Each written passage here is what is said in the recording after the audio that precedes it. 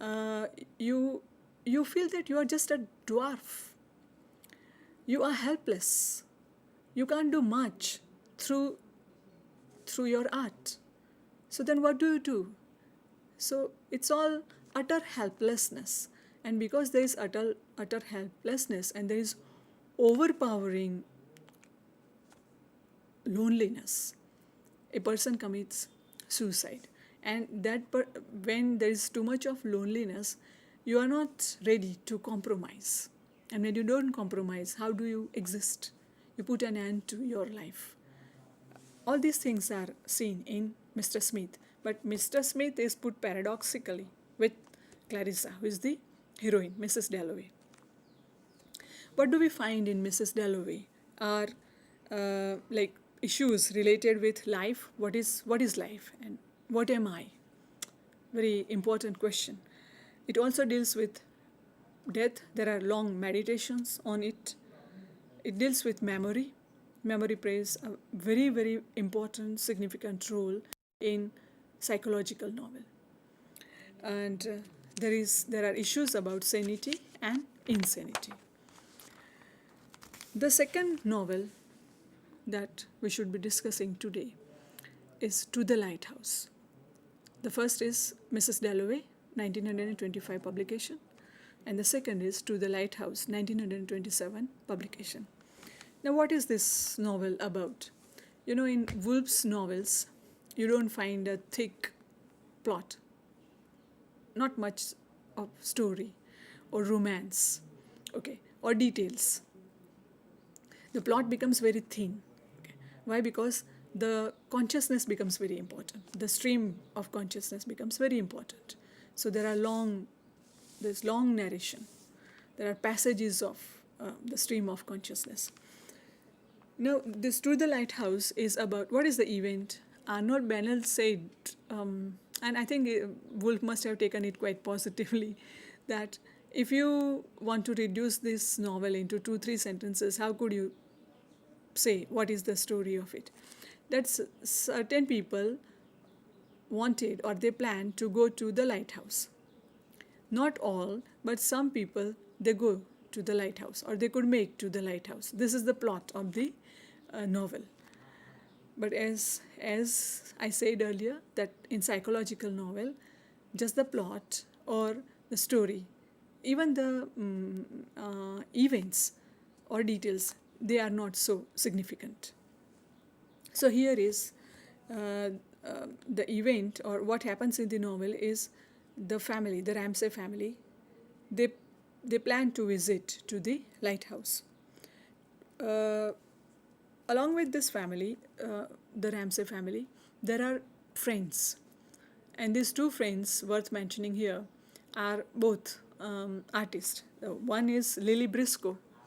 Without mentioning Lily, I mean, this talk cannot be completed. And the second is Augustus Carmichael, is the poet.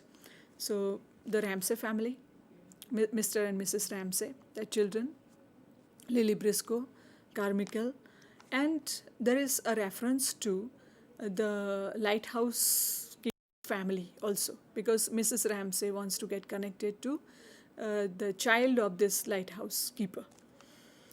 There are interactions among characters, and Mrs. Ramsay, who is the central character, very important character in the novel,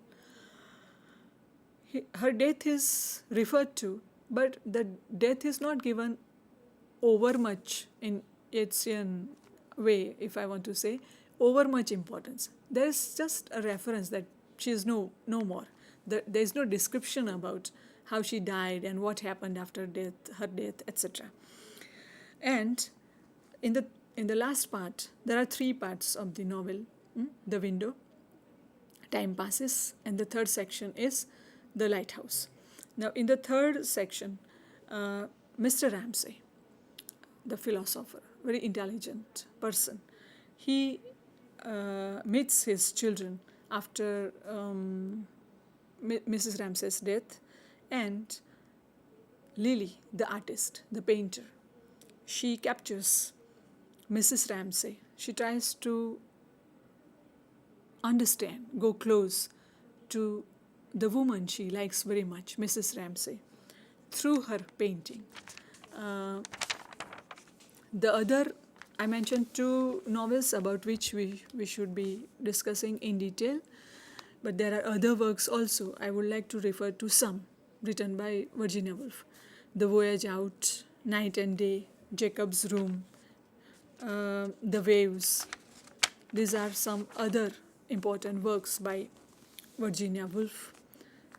But though the topic of today's talk is Woolf as the novelist, we can focus on two novels because we would like to explore other dimensions which make this novel. I mentioned to one group, the Bloomsbury Group. Those were intelligent people, highly intellectual people, and they were thinking very seriously about the happenings around. At the same time, they were thinking about what role can art play in life, with reference to humanity. And there are some important persons of this group worth mentioning here are E.M. Forster, the novelist, Leonard Woolf, Virginia Woolf's husband, then Duncan Grant, J.M. Keynes, Clive Bell, and Roger Fry. Now, Roger Fry, the great painter, the painter who gave the term post-impressionistic painting, Roger Fry. The next concept that we should be dealing with. So that's what I talked about.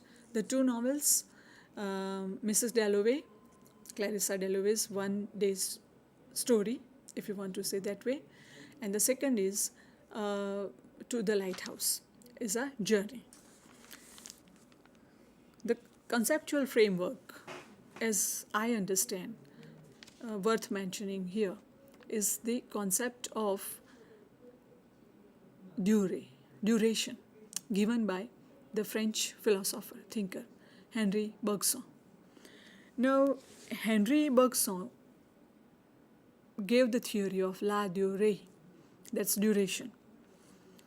Now, this duration is not time that the clock time that we measure, like for that instance, if this is the talk from 4 p.m. to 5 p.m., it is the physicality of it. It is the clock time. Okay, it is the time measured. But according to Bergson, time is such a concept which is mobile. It's always changing, and it is not complete. Two things worth knowing are: it is mobile. It changes continuously, second to second, moment to moment. Okay, and it is not complete.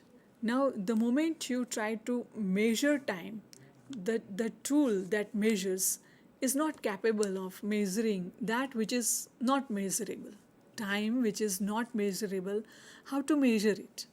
So he instead said that we should give more importance to the moment, the presence, here and now, the moment. But when you start talking about the moment, that moment already passes. And no two moments are the same. And time is a flux, and there is backward and forward movement.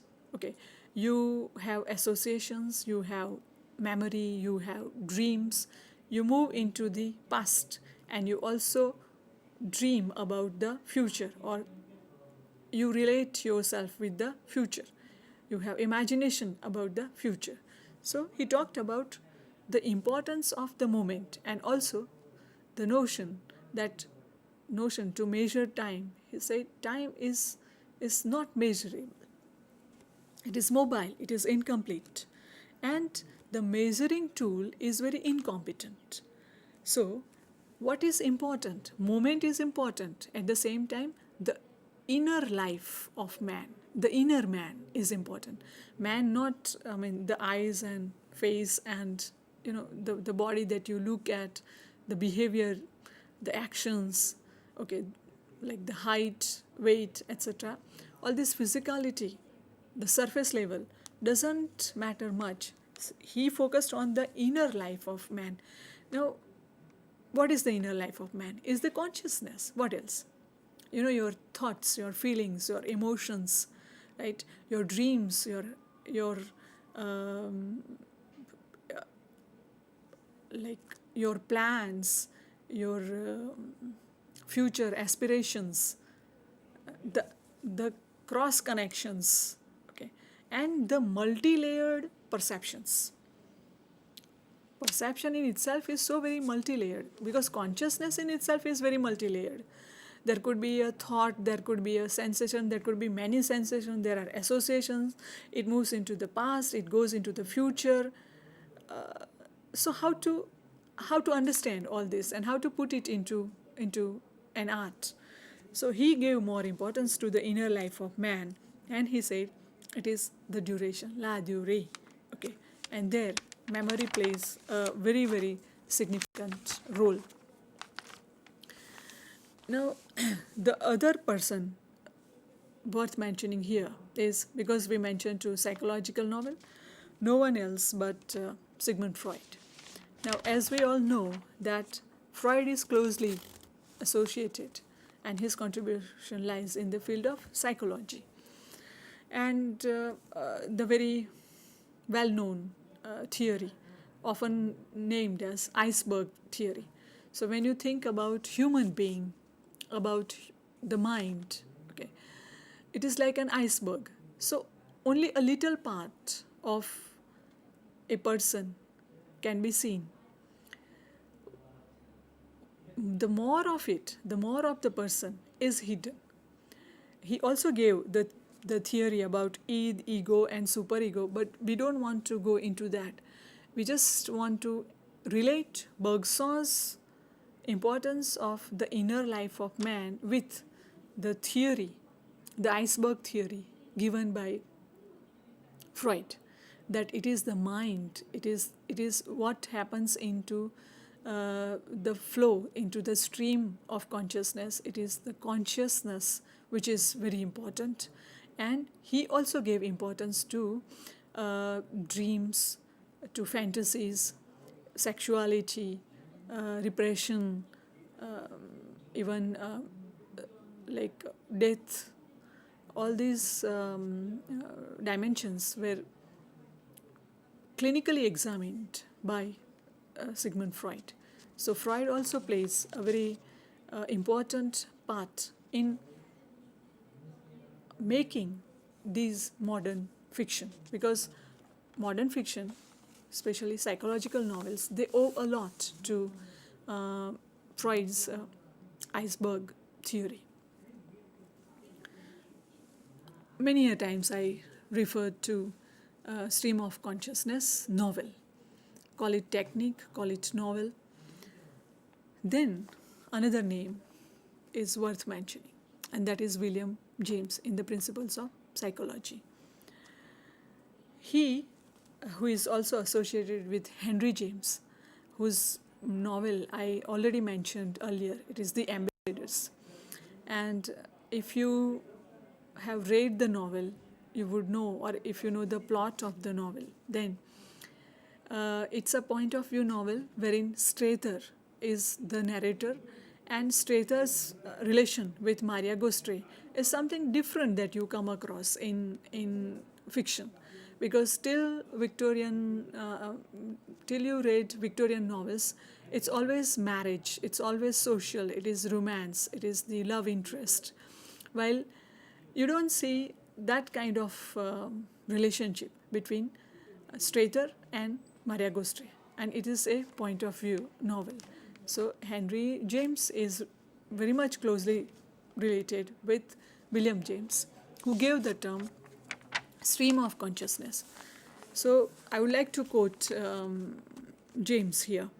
Consciousness then does not appear to itself chopped up in bits. It's not pieces. It's not chopped up in bits. Such words as chain or train do not describe it fitly as it presents itself in the first instance. It is nothing joined. It's not joined. Same is the case with thoughts, right? No.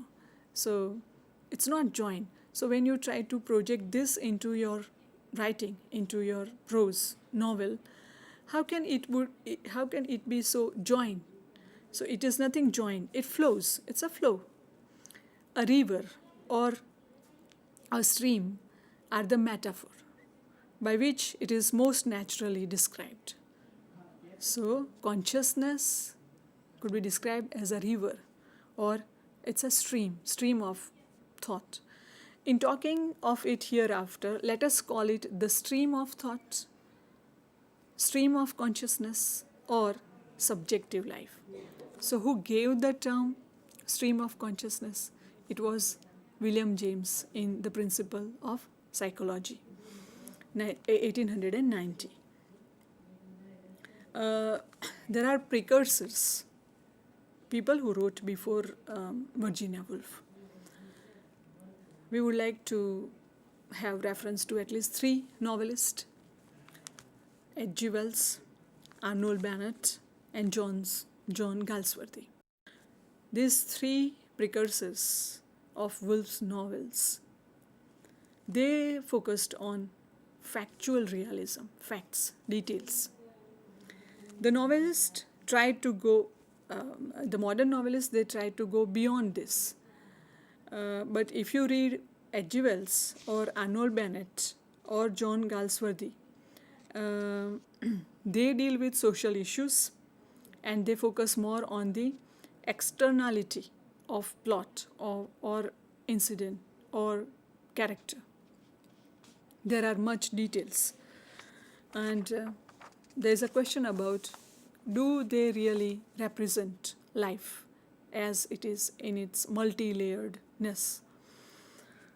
That's William James and the term stream of consciousness. Now we move on to the paintings. That's painting as an art form, which is very important in Woolf's life, because Vanessa, her sister, was a very good painter, and Roger Fry also. In her novels, you do find images and symbols, and those powerful images and symbols are